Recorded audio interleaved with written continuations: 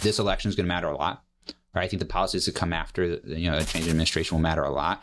But my distinct impression is that you truly can only ignore reality for so long, right?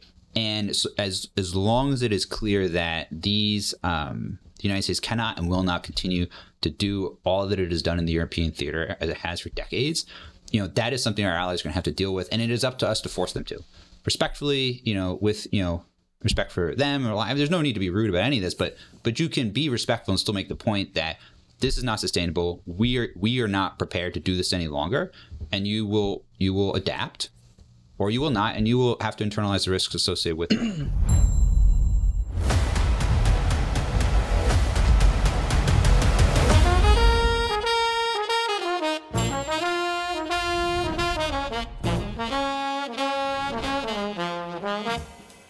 Howdy, everyone, and welcome back to Moment of Truth, the podcast of American Moment. My name is Saurabh Sharma. I'm the president of American Moment, and I'm joined by Nick Solheim, the COO of American Moment. And we are excited to bring you yet another episode, one that has been quite a while coming. Alex Velez-Green is one of the smartest people in our space on the conservative movement. He's a fellow at the Heritage Foundation. But before we get to that, as always, be sure to go to AmericanMoment.org. There you can find everything we have cooking as an organization. Most acutely, we extended our deadline for the summer Fellowship for American Statecraft 2 weeks. So now you have until, I think, like February 15th in order to apply for it. 16th. Thank you, Nick. We've gotten a ton of applications already. Thank you for everyone who's filled it out. But we figured we'd give people an opportunity just to send a couple more in. Just so you remember, this is where we pay people $3,000 a month for 3 months in order to get their first job in Washington, D.C. We place them in meaningful House and Senate offices so that they can get the experience they need to stay and to be impactful working on public policy issues like foreign policy or immigration or trade or whatever it is that drives you to be interested in trying to save our country. This week, we were honored to have on Alex Velez-Green. He's a senior policy advisor in the Heritage Foundation's Allison Center for National Security. His analysis focuses on defense, deterrence, and alliance management in the Indo-Pacific, Europe, and the Middle East. He was previously the national security advisor for U.S. Senator Josh Hawley, the representative in the Senate for Missouri, in addition to Eric Schmidt, who's also fantastic. Obviously, you guys know Senator Hawley has been one of the most principled voices on foreign policy in the United States Senate for the last couple of years. And so to have the person who in many ways was advising him through all of these major crises happening in the world was a great joy. Alex has an encyclopedic knowledge about all sorts of different issues. He staffed Senator Hawley on the Senate Armed Services Committee, but he advised on matters relating to deterrence against China, U.S. conventional and nuclear force structure, Taiwanese defense requirements, impact of U.S. military activities in Europe and the Middle East, and much, much more. Before that, he was the defense strategy and policy analyst at Systems Planning and Analysis, Inc. And then before that at the Center for National Security. He's published articles everywhere. The Washington Post, War on the Rocks, National Interest, National Review, Bulletin for Atomic Scientists, Russia Matters, and Lawfare, among others. He speaks at conferences all the time and has traveled widely, and he graduated cum laude from Harvard College. He is very, very smart. We had a fantastic wide-ranging discussion on everything that matters right now in foreign policy, ranging from how everything in Ukraine is likely to wrap up what his view of the China conflict is, and a little bit about his concerns at the very end about Israel. We, in the members only section, reminder, we have YouTube memberships for people who are truthers and statesmen. Go and subscribe for that. We even talked a little bit about the board game of Risk. I thought it was an absolutely fantastic episode. What did you think, Nick? It was great. I love these foreign policy episodes are some of my favorite. When we hop around all these different regions of the world, we did talk about Risk in the bonus section. We talked about Alex's favorite general of all time. Very, very interesting, engaging discussion. Alex is definitely someone that you guys should pay attention to. So we'll go now to Alex Velez-Green.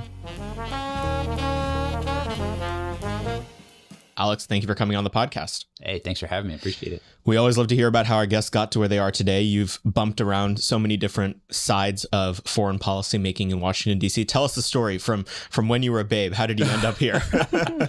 I don't actually know why I became interested in national security and military affairs, but it started early. I remember in 4th grade, this is actually would be right before 9/11. Growing up just north of the cities, as mentioned Nick earlier, I discovered a book in our elementary school library on guerrilla warfare in Vietnam, and it had like a GI with an M16 on the front, and that is like my defining memory of when this all started. So from there, I mean, I've just been fascinated by it. Growing up, I remember in high school, that's very popular, as you can imagine. I was just surfing Wikipedia in the evenings, learning about the military, and then took that to college, where I studied political science, but really trying to focus on this question of war, right? Why do wars happen? How they started, how they fought, how they won, how they ended. Why do states go to war? How do they use that? Focus a lot on the Middle East, spent time in the region, in Egypt in particular during the Arab Spring, trying to sort of apply some of those lessons. And then when I came to Washington, I was still trying to work on the Middle East. And this was, I guess, about 10 years ago, kind of the seam, right? As we were starting to transition out of the GWOT and thinking more about Russia and then China. And so I went to the Center for New American Security, where I instantly also started to work with Bridge Colby. And there I was still able to work on Middle East stuff, but I got to focus a lot more on Russia. We had a track 2 dialogue with some folks from Russia. We were doing. Can you explain what the term track 2 dialogue means? Yeah, it's one of those terms that no one ever explains to young people. No, absolutely. No, good flag. It's basically it's sometimes governments speak to each other. So the U.S. and the Russian government speak to each other.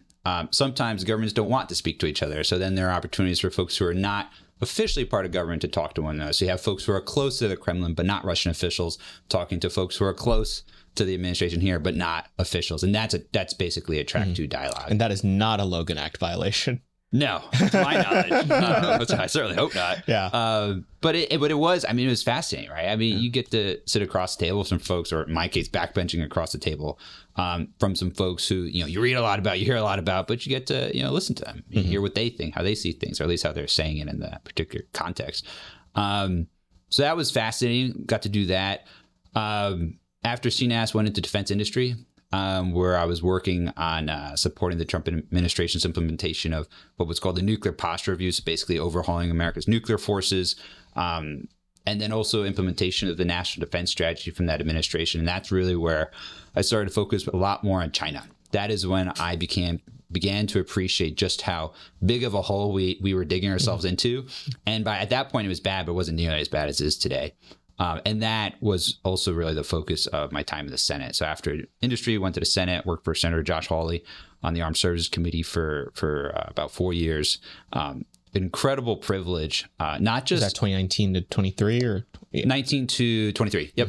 So you didn't join immediately when you came to the Senate? No, he called that spring, and I jumped over in May. Okay. So I was a little bit late.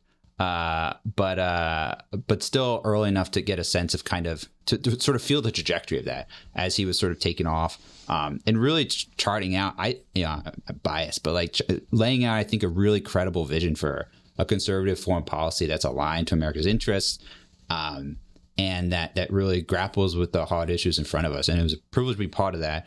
And that is now, in large measure, what I'm building on at the Heritage Foundation. So. It's been a good journey so far.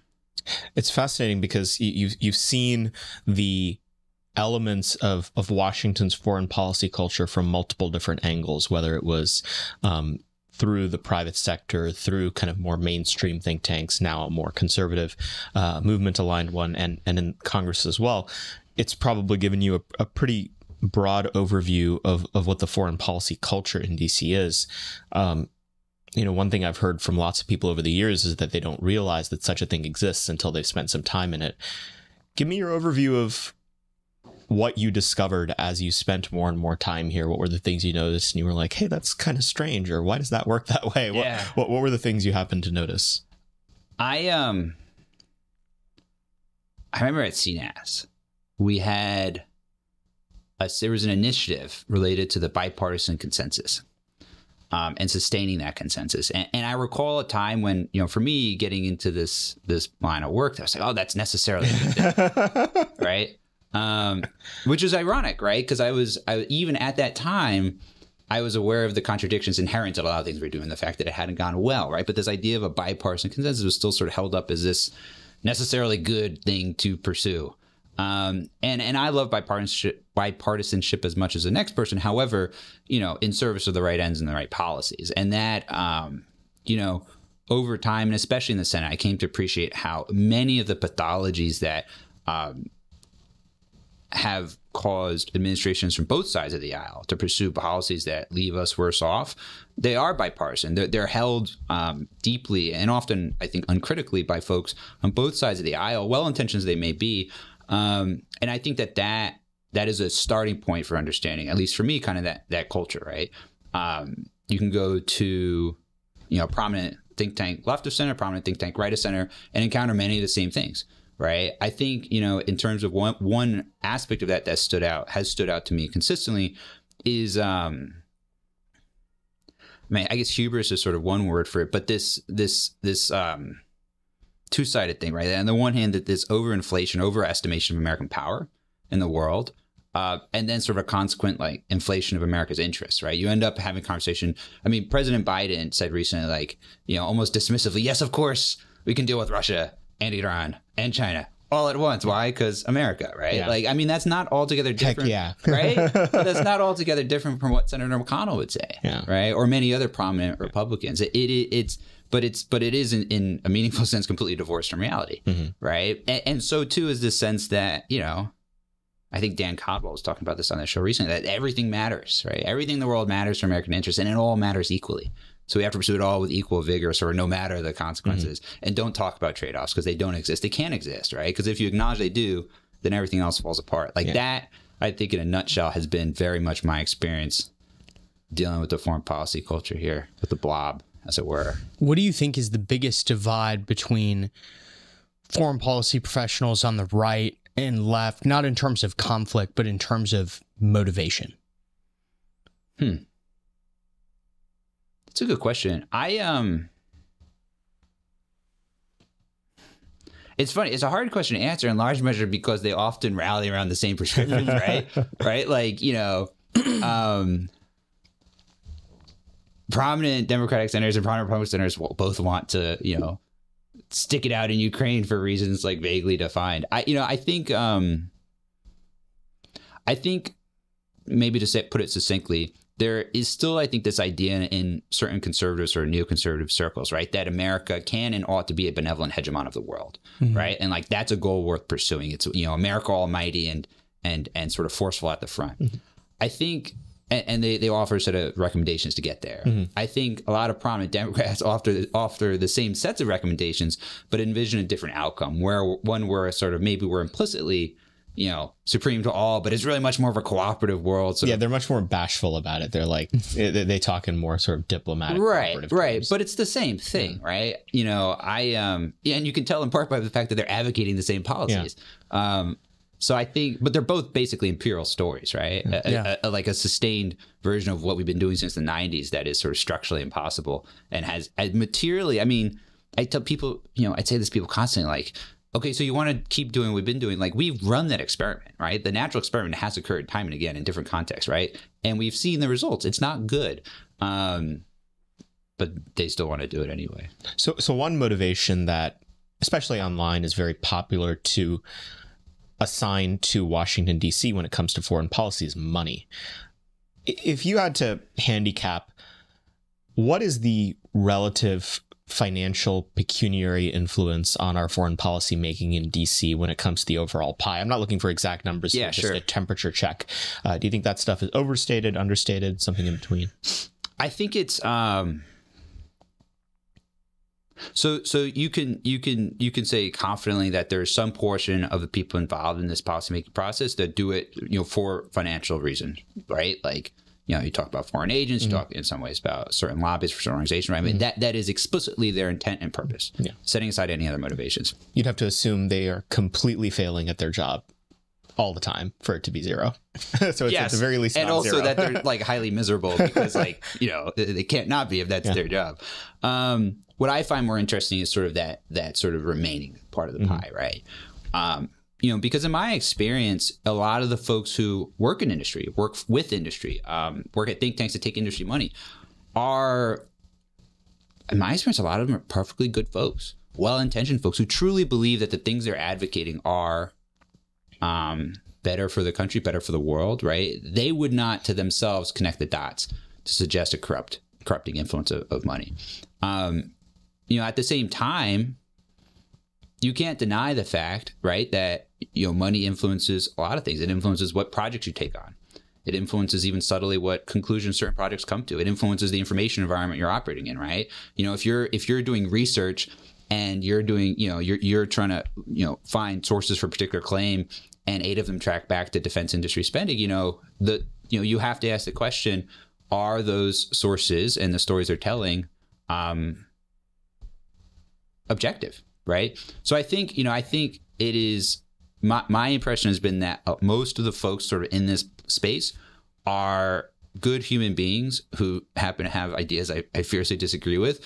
But behind that, I think it would be kind of ridiculous not to acknowledge there's a lot of money in this. A lot of people stand to make money in this.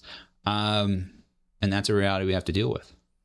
Fascinating. So you were in the Senate and have been in Washington during what I think has been the most tectonic moment of shift in conservative foreign policy in the last 20 years, not even necessarily anchored to the Trump administration itself. In fact, I think the bulk of it began after, namely when the Ukraine war started. It's been this 2-year window of time where we've seen, in a very numerically transparent way, more and more of, say, the Republican congressmen, just to take a small aspect of it, move on this issue. Give me your overview of what it's been like to observe that, what you've noticed in terms of how the strategic culture in the GOP is changing because of it, and why you think that is. It's maybe just to start a little before, when I got to the Senate to work for Senator Hawley in 2019, there was a very clear sense that things were wrong across the board, right? We were still in Afghanistan. There were other, problems with national security policy. And, he really led the charge, I think, to try and start, really push that ship from the Senate's perspective. I think President Trump deserves huge credit for even just teaching folks that, actually, it is possible, viable, and in fact, you can succeed by challenging that consensus, right? So he sort of set the terms for the fights that would follow. And then, in the Senate, knocking that door. And we'd seen sort of incremental progress. Things were moving. And then Ukraine happened, right? And sort of that, a lot of that sort of intensified and accelerated. In part because it was a forcing function, right? Like it's hard to stake out a neutral or ambivalent position about this war, not least because it's happening and it's kind of brutal and obviously so, but because voters have feelings about it, right? This is something that's going to animate the base, and I have found it extremely refreshing and important to see, particularly in the House, but also in the Senate, conservatives coming around and recognizing that one, being responsive to their constituents, because that's like, it's maybe novel to say, and it shouldn't even have to be said, but that doesn't always happen, right? That's good to see, I think. And also, start to grapple with, some of the realities, right? Senator Vance has talked, I think, really eloquently about the trade-offs piece. Senator Hawley, sent a letter to Secretary Blinken sort of teeing this up as well. There's that aspect of it. There's valid questions about, well, why are we here? What exactly is it that we seek, right? And regardless of where you're on the spectrum, this is a question worth answering. But the fact that it's being asked suggests we've learned a lesson, right? Because we spent far too long in Iraq, far too long in Afghanistan without having really asked these questions, right? And so on. And to your point, like, the results are starting to show. I mean, the fact is, it's hard to see a path forward for Ukraine aid today, right? And that's, I think, a testament to the fact that Republicans in particular, particularly in the House, are asking those tough questions, are holding their ground, and are willing to really spend capital on this really important issue. So I think broadly, it's indicative of the fact that the conservative movement is shifting away from sort of primacy and more towards a position of realism and restraint, as it were. And that's really where the debate is now kind of recentering. And I think that's good for the movement. I think it's good for the country. And also, incidentally, I think it's good for many of our allies, right? Like, the status quo is not sustainable for NATO, right? So if you're thinking about this from the perspective of a transatlanticist who's, wedded to NATO and really, really cares about the alliance's future, and I do too, this is in many ways, a very useful exercise for allies to grapple with the reality that the United States cannot and will not do all the things we've always done in terms of subsidizing their defense and their security, tolerating high levels of free riding. They've got to adapt. And in doing so, they can make sure that NATO is, again, I think, effective for this century. But that's kind of where I see where we are today. Do you think we've reached peak, conservative resistance to funding foreign wars, or do you think that is going to keep going up? In other words, like you had Trump campaigning on, assuming this same Congress, right? Yeah. Like you had Trump campaign on a lot of these same things in 16, and then when he came into office, like most of those members were kind of ambivalent to the things that he wanted to do. Do you envision a similar situation where we kind of slide back to the norm, or do you think it's mostly uphill from here? No, I think these are durable trends, right? And I think these are durable trends that predate Trump. I still remember when he stood on the stage in I guess it was 15. And basically said the Iraq War was not a wise decision, right? Like he said that, everyone stood back. We're like, oh my God, it's great. Donald Trump's going to implode, and then he didn't, right? But the reason he didn't is because he was speaking to something that voters had seen and recognized for years prior, right? Yeah. And that has persisted, in some ways amplified over time. Ukraine is doing that again, right? And you're seeing that representatives are following that. There's like a lag time for sure. But the trends all point in that direction. I tell this to Europeans too, and also some of my Republican colleagues on the Hill. This is there's nothing, just from an empirical perspective, there's no good reason to think this is a flash in the pan. These are durable trends. Now, I think, from my perspective, So I think from my perspective, again, this is good news if you're someone who would consider yourself a realist or someone who considers yourself more of a restrainer, right? Who wants to exercise American power decisively as required, but like with prudence, right? And not go seek fights out. I think where the debate then becomes, okay, under that rubric, where is it still worth defending America's interests, right? But that is an infinitely better conversation to be having, right? Than, fighting all these peripheral wars, not even getting to ask that question because the debate's over before it even began because you don't have the ability to make those choices anymore. Yeah. What has been the, and you can obviously anonymize this, but like what has been the kind of European reaction to hearing what you just said? It's actually, it's like stages of grief, right?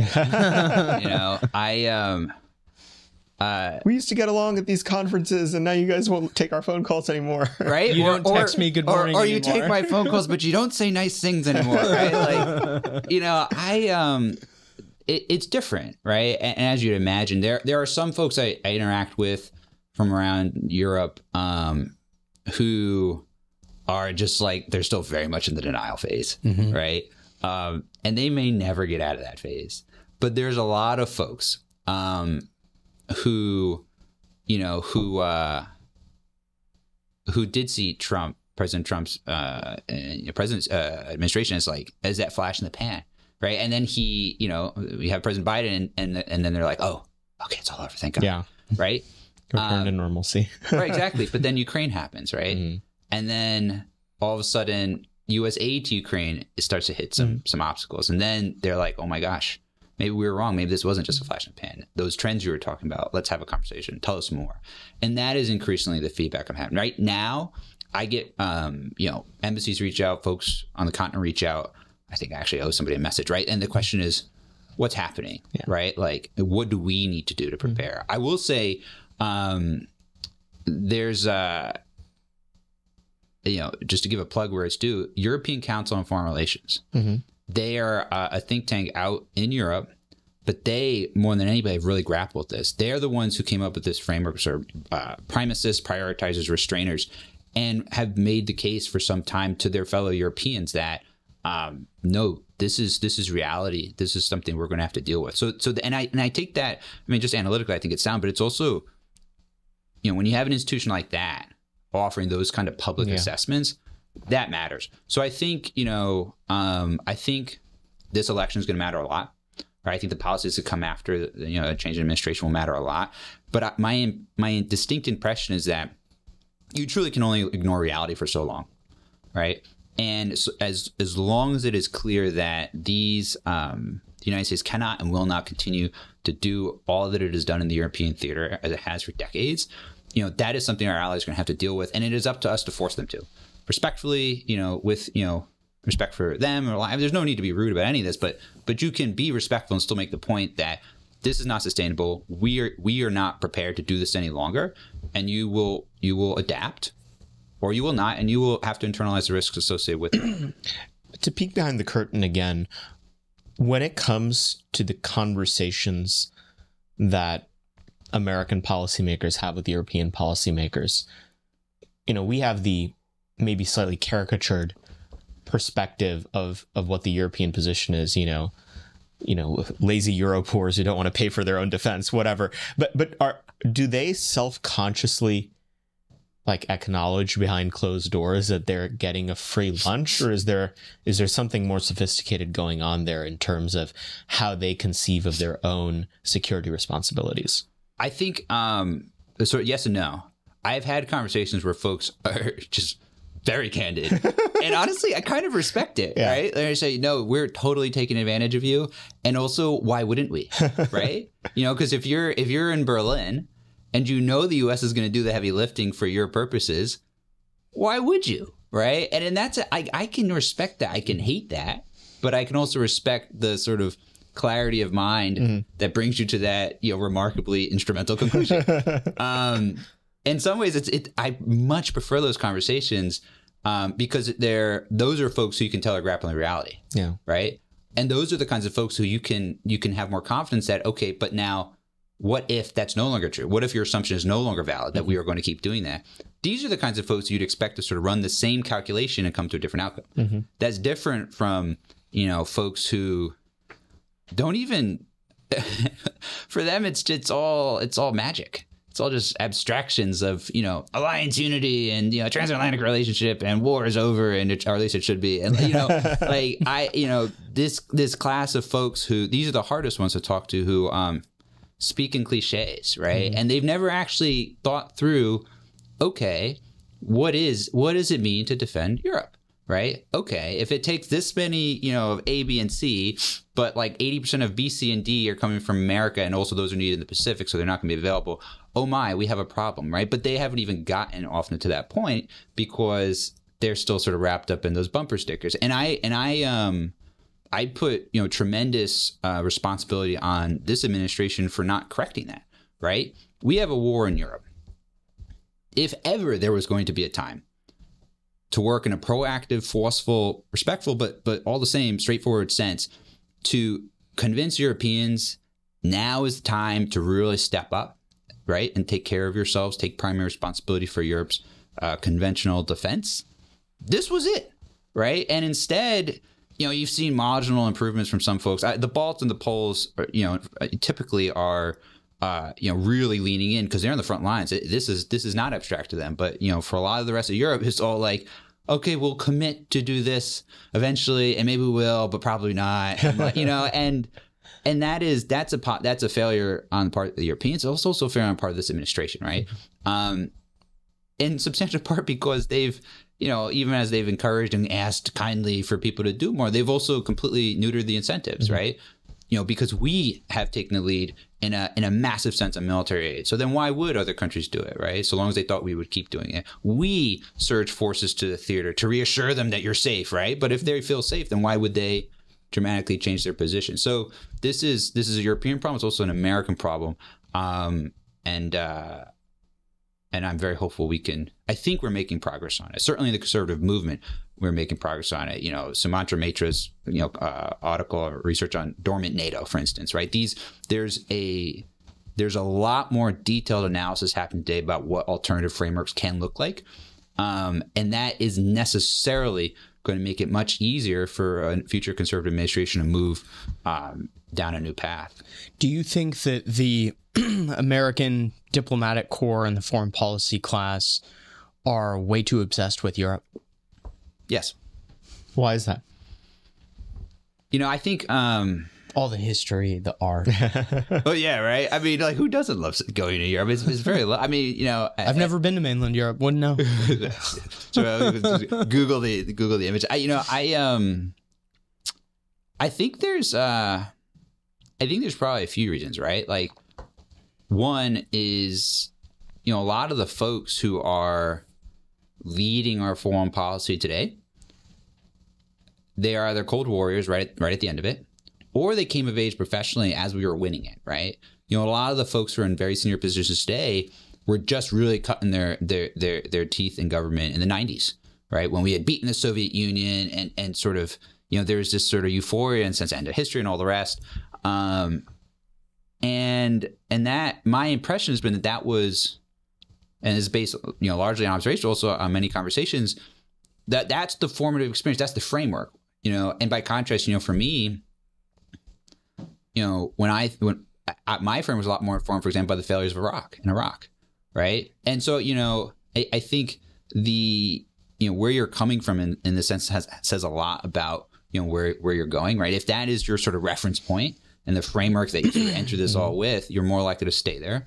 Can you give us your, like, so I think of this in terms of physical analogies, sedimentary rock. So like going back over the last 40 years, what are the slices that you see represented in the foreign policy professional class of people who came of age at different times? Yeah, I see three main ones with like a caveat. I'll do the caveat first. I had a great conversation. It was like 11 p.m. with someone who was senior to me at CNAS back then. I don't know why I was in the office at that hour, but we were talking, and this person, I made the point about Iraq, and how that informed my skepticism about use of military force in the Middle East today. He says, well, actually, for me, it was Rwanda. It was this sense that this horrible thing was happening, and we could have done something about it, but we didn't. Right? He said that for me was really. What year was Rwanda? I want to say, oh gosh, what decade? 90s. 90s. It was in the 90s. Yeah, it was mid 90s. If I'm not mistaken. You want to say like 94? That's what I was thinking, but I didn't want to say it. Yeah, it's okay. They can fact check me. Perfect. There you go. I'm with you on that. They'll fact check both of us. Which I thought was fascinating. Yeah. But I think in terms of sort of broad layers, I think of that sort of post-Cold War generation in the 90s. Then you've got a generation who really came of age at the height of the wars, the GWAT, right? Afghanistan, Iraq. And they display many of the same, I would suggest, like dynamics, right? Mm-hmm. They are wedded to the Middle East, much as the transatlanticists of the 90s, and for that matter, parts of the 2000s, are wedded to Europe. Because the people who made it into the foreign policy making class were people who were partisans of the war, not opponents of it. Right. That's like speaking of like structural factors, right? There's that. There's the fact that like if you came of age and were doing like very, if you were a hard charge in the 90s, you're probably a Europe expert, right? Yeah. You're probably really deep on that, right? It makes sense. That's probably something you've sustained over time. Mm-hmm. It makes sense then that, even for pecuniary reasons, like that's where you're inclined to, try and focus, right? Yeah. Ditto, if you were a 4-star general in the, in one of the wars in the Middle East, which is, obviously didn't go very well, but like, you probably have very strong opinions at that.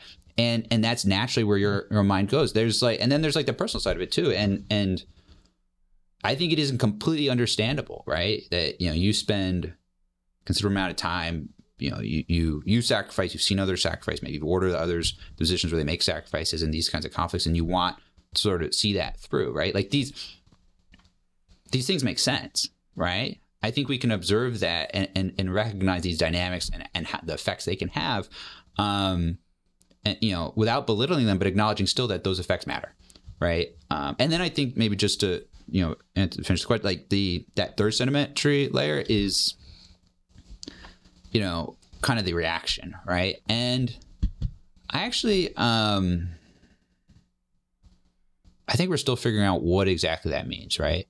I think everything we've sort of talked about today is reflective of what's happening in this layer, mm-hmm. right? There's clearly a reaction against the kinds of bad decisions that have occurred. That's playing out, mm-hmm. right?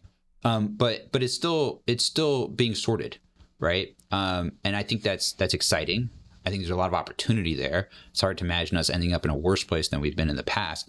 But I think that's yet to be sort of finalized. Interesting. So give me your lay of the land on the state of play with Ukraine right now. What do you think the basic summary of the strategic posture of the United States is right now, Ukraine, Russia, the different competing factions in Europe? And then after that, I'm going to ask you to predict what's going to happen. So, excellent. I think the headline is Ukraine war is in a stalemate, but it's not really, right? Because if you think about the structure of this conflict, it's not an equal.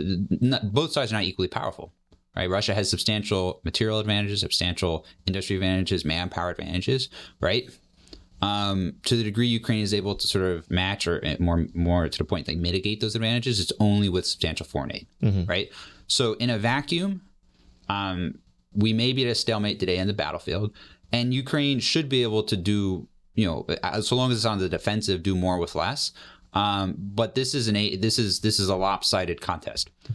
So to the degree, and I, my personal opinion is that we do have an interest in Ukraine being able to defend itself and to deter Russia from attacking in the future, right? Like, I think that is important just as a matter of, preserving depth on NATO's eastern frontier.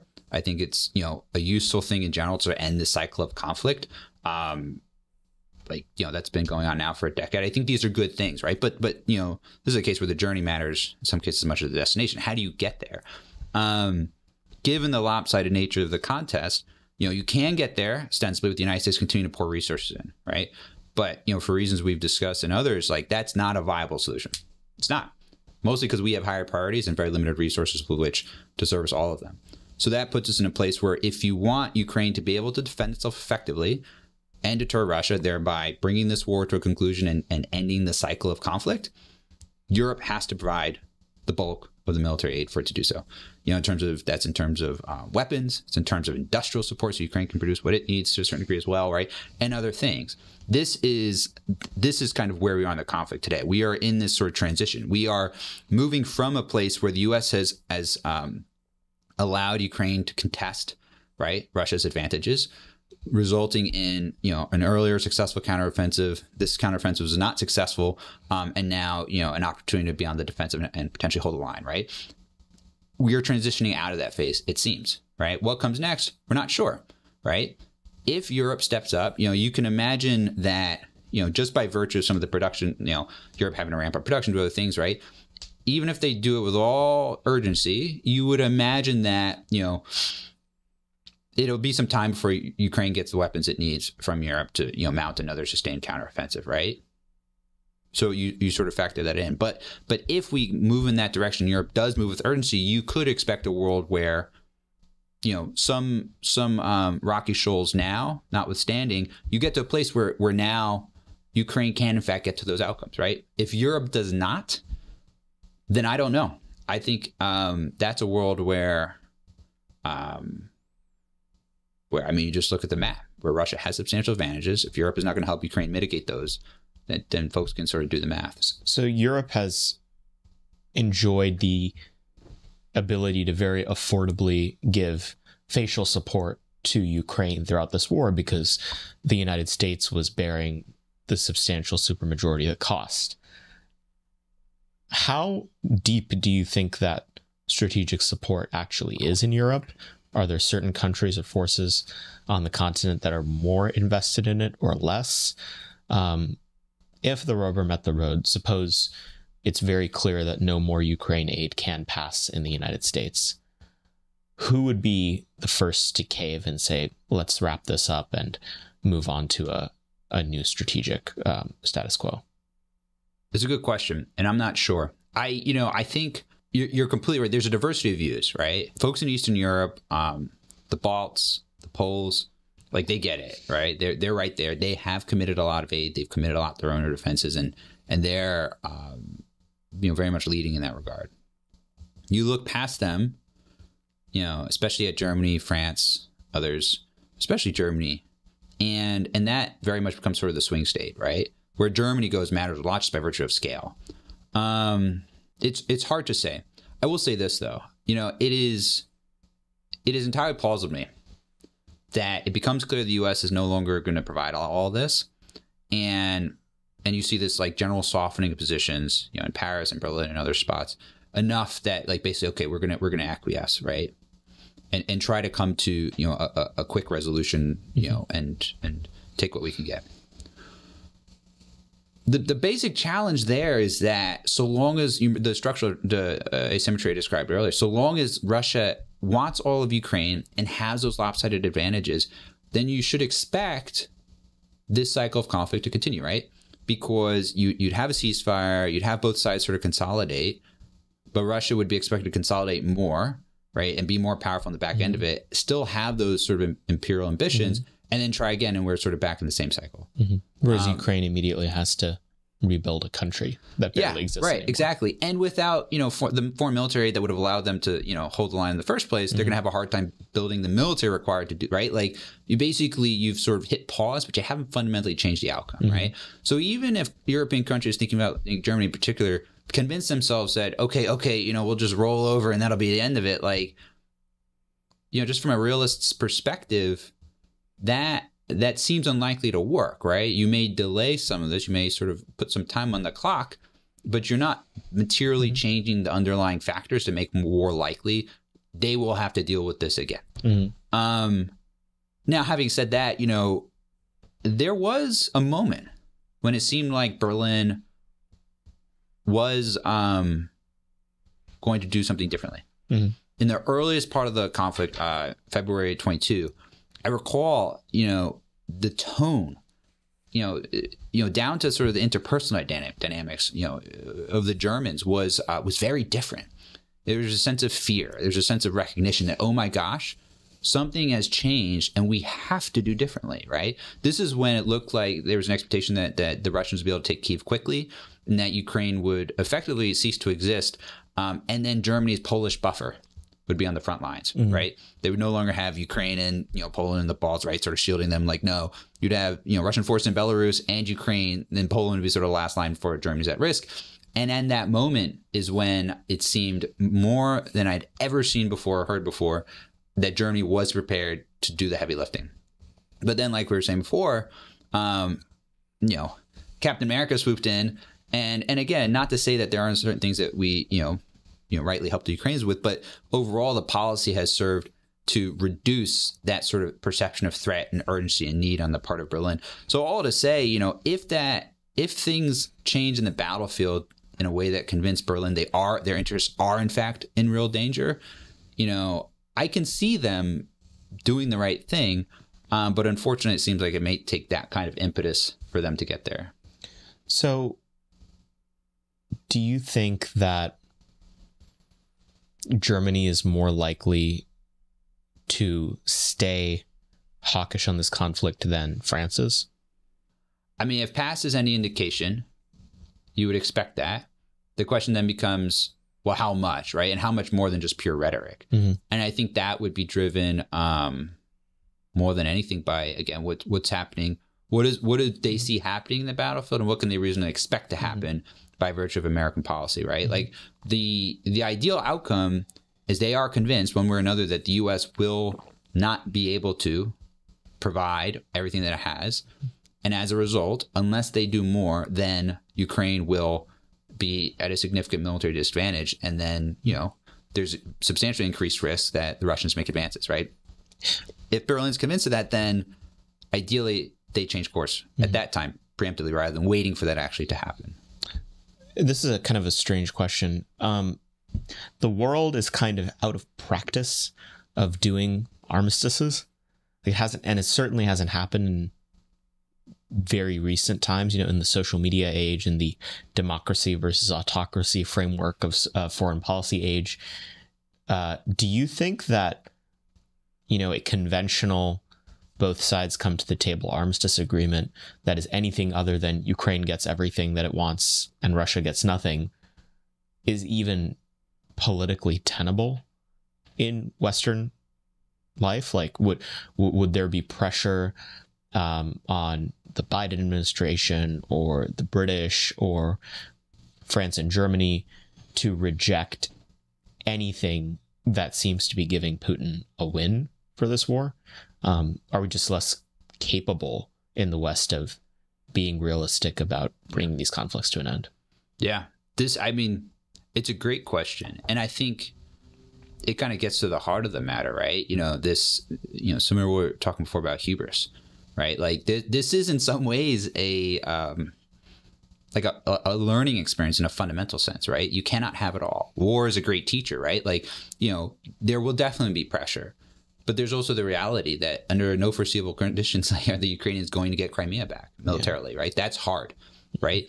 Now, does that mean Europeans or whomever has to agree in an armistice to like formally acknowledge that, Russia owns it? I mean, these are things that diplomats will dispute at the table, but there are certain realities that have to be grappled with. And I think, as this goes on, it becomes harder and harder and harder to ignore those realities.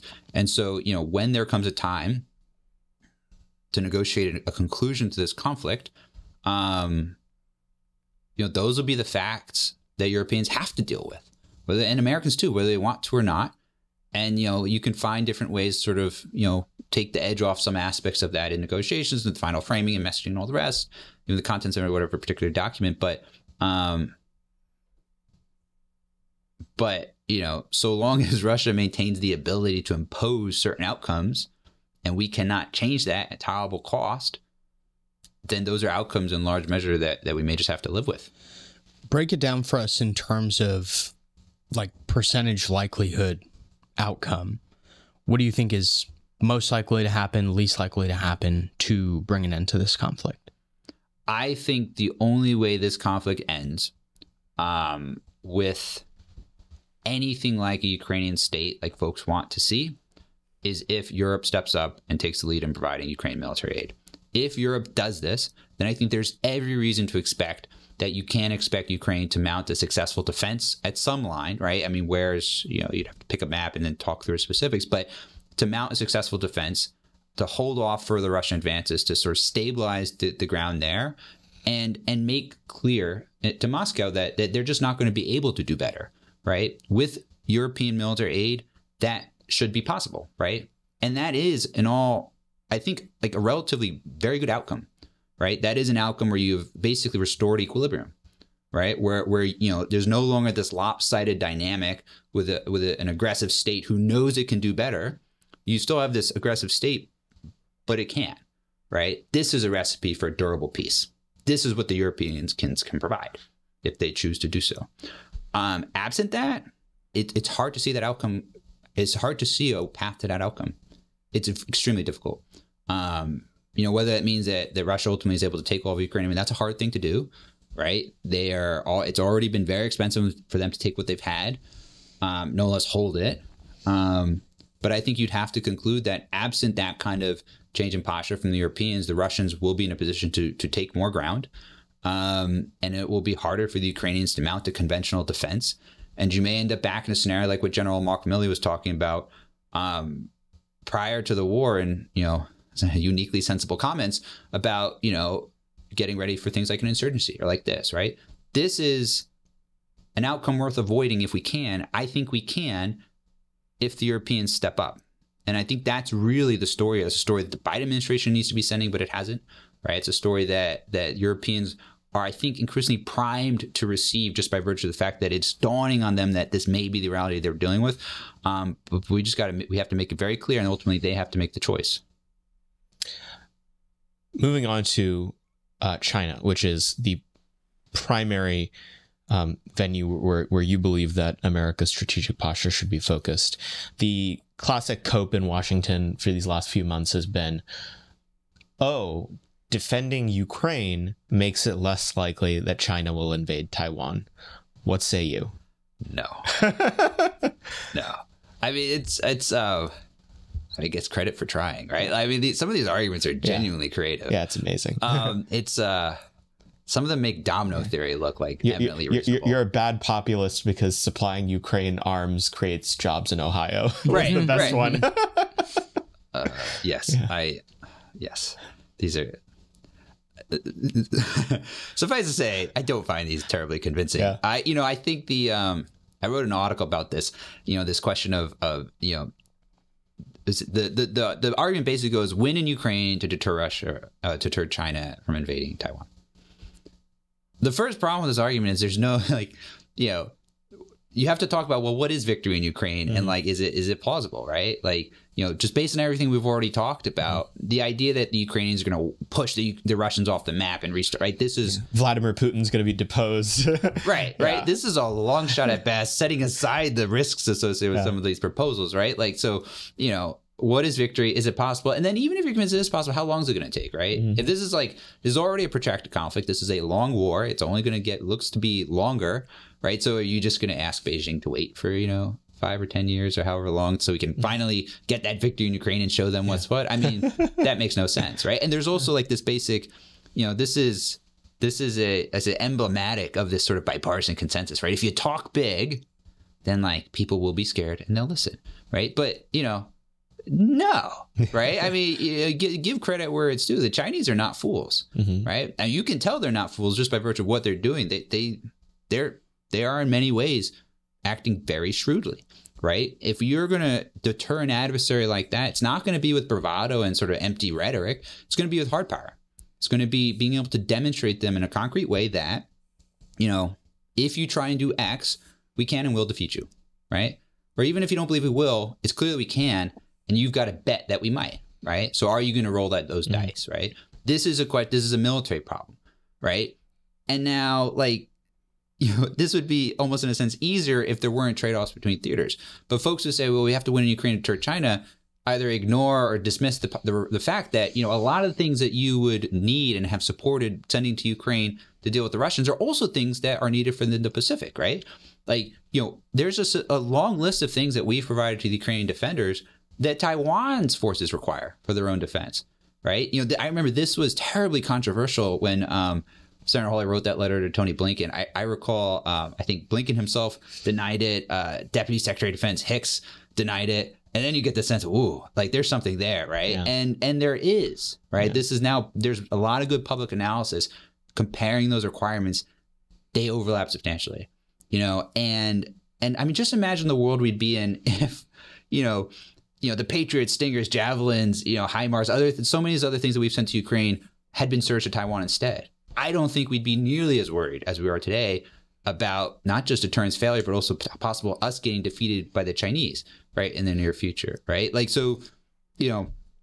All to say, if the argument is winning Ukraine to deter China, but it also involves taking hard power out of the Indo-Pacific, I mean, it just falls apart. The argument makes no sense. Why is the we'll just make more of them? Why is that a lazy argument? Well, because physics, right? It's like this magic thing again, right? Just because you say it doesn't make it so, right? I think J.D. Vance has spoken really eloquently about this, not just about the fact that a lot of the production for some of these things has moved overseas, but the supply chains are gone, right? Even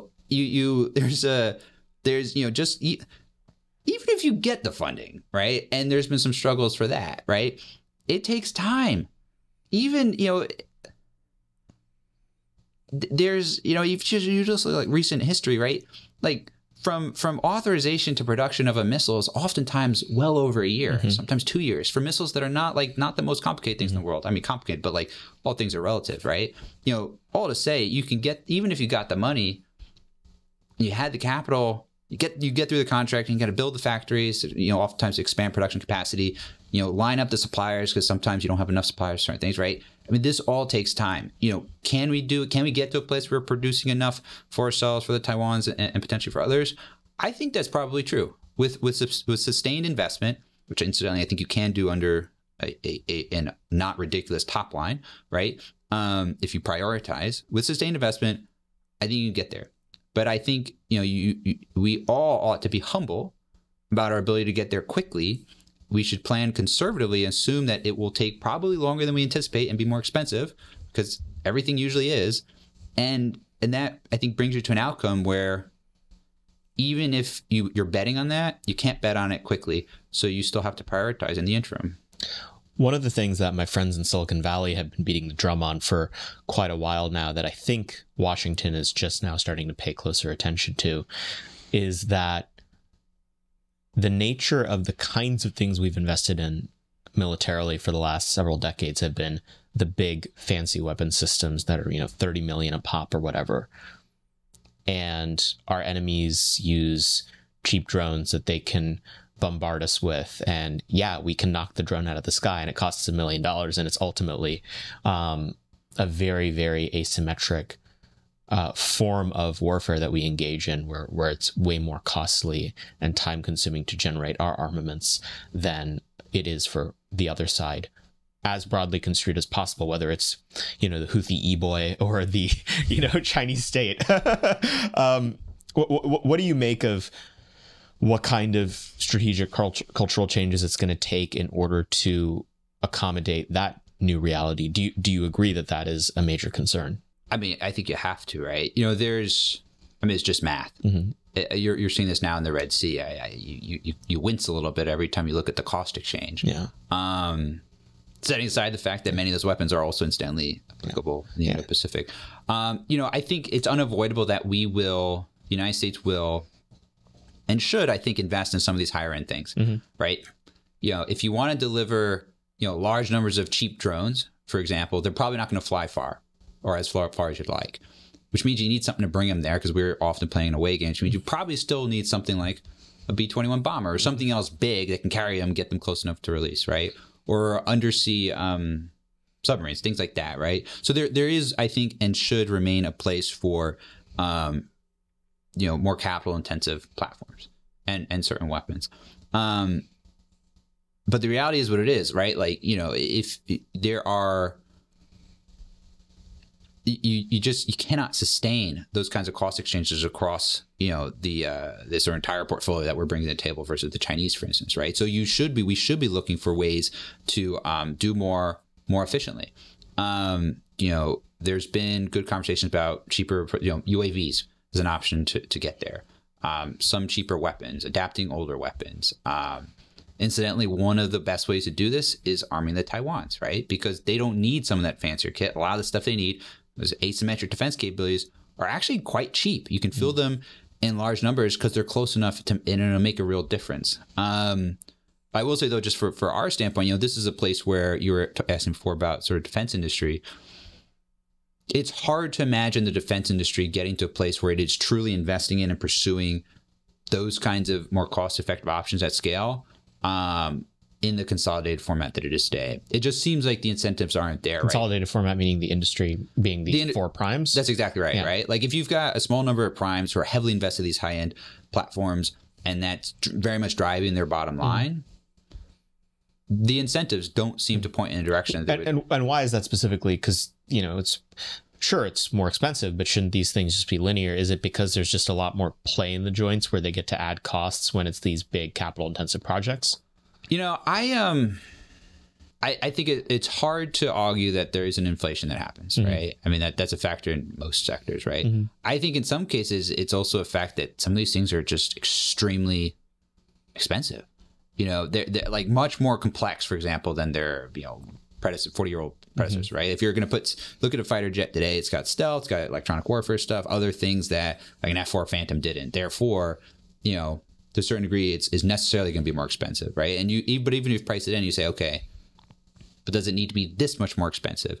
And now you're having a conversation about, basic prices. Like, is it being inflated? Could you realistically anticipate a better price if there was competition for this particular, end product, or at least a different type of competition than the department currently supports, just by virtue of the fact, again, the industry is so consolidated. It's hard to imagine a world where our industry is positioned to provide. And I will say this, like, I am open to the possibility that you pursue all these more cost-effective options, and in many cases, it just doesn't work, right? Because for the requirements that you sort of set, whether it's stealth or operating undersea or certain kinds of, right? Like that, it's just going to cost more. Like, I'm open to that possibility, but I don't even think you're going to necessarily be able to test that hypothesis as robustly as you should, unless you grapple with the reality that is the consolidated defense industry. What would you handicap the current Chinese military's capabilities at? This is something I see argued a lot, where on one side, there's some threat inflation, and then on the other side, people are like, the Chinese culture is incapable of building anything to spec. It's all going to fall apart the second it goes in the battlefield. None of this stuff has been tested. Where on that spectrum do you lay? This is when I got to the Senate and started working there was a recognition. Yes, People's Liberation Army. It's very big, but a lot of their stuff's not that good, and also they have other problems. By 21, 22, it was clear that something had changed in our understanding, right? And maybe in their forces too. But I think at this point we can say confidently that they are large, right? They do have a lot of capabilities. They're also very close to the prospective battlefield, which means that, it kind of amplifies that capacity advantage, if you will. But also they are getting better from a capability perspective. And in some cases, they're very good, right? Many of their surface combatants, their naval warships are actually quite good. And they can make ships, which is helpful, which we... A lot of them. Right. Yeah. Which is shocking. Similarly, there's been anecdotal. We have a really nice CAD file for a very fancy boat. It'd be nice if we could make it. Or one very nice aircraft, right? It's just, it's sad. It's really sad. I mean, we shouldn't even be having this conversation, right? You could imagine a world where we didn't, mess around for the last 2 decades, and this is not. It's not. We don't even have to really, worry about this, but we do. They're improving dramatically. Mm-hmm. Where specifically, just in terms of, the kinds of conflicts that are potentially on the horizon with China, what specific elements of their capabilities should we be paying close attention to? I think to the degree how would I phrase it? They've got a hard thing to do. Mm-hmm. Taiwan is sort of the pacing scenario, the planning function here. And I'm under no illusion that it'd be easy for anybody, right? I mean, amphibious invasions are tough, and that's where the center of gravity have to be. They have to deliver a large amount of people and material by sea. That's kind of the heart of this. If they can do that, they win. They can't, they lose. Mm-hmm. Oversimplified, but that's kind of the gist. That's hard, right? To do that, you would expect what is basically a large military operation involving all elements of their military, right? Like naval forces to not just send, right, but the forces across into what will hopefully be well-defended beaches, but forces sort of dispersed out to keep us out, right? Naval forces, air forces, and space. You'd expect them to do certain things to try and blind us, make sure we can't see what's happening, can't talk to our folks forward. They have obviously these tremendous rocket forces, right, who would be involved, not just supporting folks out trying to kill our ships and our guys, but also hitting Taiwan, right? There's a lot of moving pieces, and they would need to do it all to do it well. As we think about this, how do we stop this? The heart of it really does become, that amphibious invasion, that amphibious force. If we can prevent them from delivering those forces across the strait and sustaining them, we win, right? But to do that, we have to grapple with the fact that they're going to put up a layered defense, right? We've got to fight through, again, these increasingly capable surface combatants, increasingly capable air forces that they have. Is not just the fighters, right? It's the planes that go up behind the fighters that can see farther and talk to everybody and sort of quarterback. I mean, they've got, their air-to-air missiles, right? In some cases, just based on public information, have a much longer range than ours. I mean, these are the kinds of things that we have to deal with. And I'd say, the nice thing is, when we started working this a few years ago, there were some different bright ideas, but no one had really sort of consolidated in the U.S. military about how to solve this problem. Now there are some very good ideas. I think we have defined the problem well, and there are workable solutions. But really, it's a race to see can we put those into play quick enough to deal with this problem before Beijing basically decides it's time to go and try. That is the heart of the problem today. Are we going to prioritize getting after this as urgently as possible so that we can restore deterrence before it's too late, or if deterrence fails, have the option of winning a war? Or are we going to keep, spreading ourselves thin around the world and just sort of roll the dice and hope, which I think is a poor choice. I'm going to ask you what you think China's timeline is on potentially invading Taiwan, as well as what your take on the Israel stuff is. But that's going to be exclusively for our members on YouTube. For those of you who haven't been keeping up with this, for season 4, we've started a new program where the final 10 to 15 minutes or so of the episode with our guest is only for our members on YouTube. There are 2 tiers. There are truthers and there are statesmen, and you can join at whichever tier you like to get the episode early on Sundays, as well as the special guest exclusive content segments. So go ahead and subscribe. But going back to it, Alex, what do you think? Alex, thank you for coming on the podcast. Where can people keep up with everything that you're writing, saying, thinking? How can they reach out to you and listen to everything that you have to say? Hey, absolutely. Thank you for having me. I really appreciate it. I really enjoy the conversation. I think the main way would be I'm on Twitter, Alex _ AGBG, or I guess X, as it were. And then my Heritage page, if you just Google my name and Heritage, has my latest publications as well. Awesome. Well, thank you for coming on the podcast and for everything you do. It's great to be able to have you on shows like this now because there's all these brilliant staffers. We've been talking about some before the show started rolling that I can't have on. And so it's nice to finally be able to talk to you live. Thank you so much. Very much likewise. Thank you.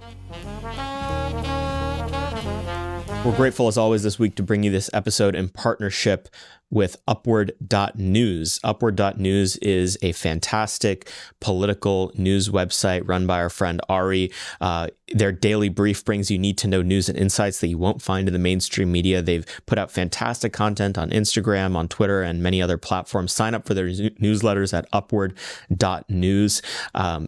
Even with political insiders, many of whom listen to this show, it's helpful to have people who can collate the most important news items happening across the world every single week. And Ari does that with his various newsletters at Upward.News. Once again, that's Upward.News. Thank you so much for helping bring Moment of Truth to our audience.